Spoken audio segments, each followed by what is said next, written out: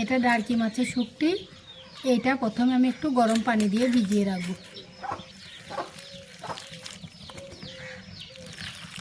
শুটকিটা রান্নার জন্য কড়াইটা চাপিয়ে দিলাম।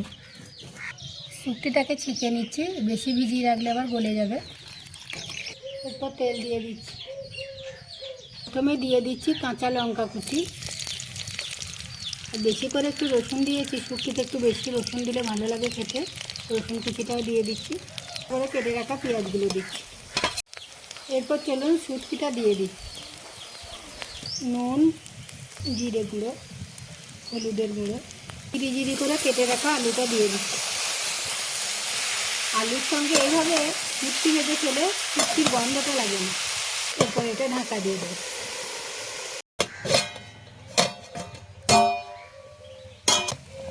শুটকি আলু ভাজাটা হয়ে গেল।